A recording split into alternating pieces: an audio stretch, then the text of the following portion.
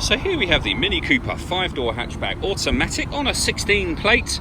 I'm going to start off by showing you around the outside of the car, and then we'll hop in and run through some controls on the inside. But from the outside you can see it's a 5-door car with those black alloys, matched the black roof and mirror caps. Let's start off inside the boot and then work our way around the rest of the car from there. So as we approach the boot, you'll see there's plenty of space there, along with that 60-40 split folding rear seat. And then you can increase that space further by folding this tray section, which stores away neatly there. And as you can see, plenty of extra boot space. Okay, so we're just going to work our way back round to the front of the car, and then I'll hop in and run through some controls on the inside. But now that we've done a full circle of it, you can see it's in lovely condition the whole way round.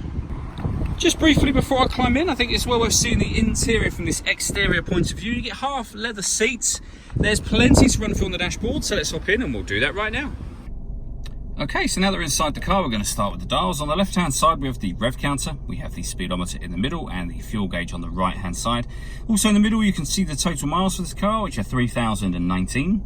The information displayed above that can be changed using buttons on the steering wheel for various different bits of fuel economy information, or a digital readout for the speedometer that you see being displayed now.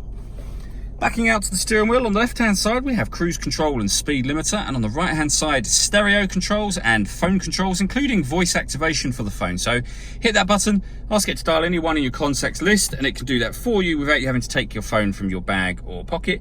That is, of course, once you paired your phone up, and that is done over on this screen under the telephone heading just there. When it comes to radio in this car, we have AM, FM and DAB, as you can see. The menu button will always take us back to this main menu. If you want to listen to your own music, you can do that via the USB input and auxiliary input being displayed just there.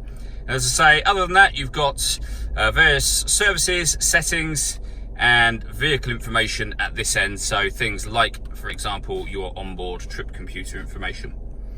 Working our way down, we have dual zone climate control. So you can adjust the temperature on either side of the car. Fan speed, it's adjustable here. Once you're happy with those settings, this button will turn the air conditioning off or back on again. Or you can hit auto, and the car will now maintain the temperatures you've asked for by taking control of the fan speed by itself. You can override that by pressing the auto button again, and you'll go back to whatever setting you previously had it set to. We've also got heated driver and passenger seats, both with 3 different heat settings each. Underneath that, this turns off the traction control. This one will start and stop the engine. And this one turns off the stop and start. So this car is designed to cut out when it's stationary in traffic to save you fuel. You can turn that system off from there. Under that, we have USB and auxiliary input, as well as a 12-volt charging socket. We have the fully automatic gearbox. And then this hoop down here will put the car into green mode, mid mode, which is where we started from, or sport mode, and it will show you what mode that you're in up here. So sport mode, mid mode, or green mode. All that leaves me to say is thank you for taking the time to watch this video. If you'd like to come and see the car in person and have a test drive, please feel free to call any of our MJA sites. We'd love to hear from you soon.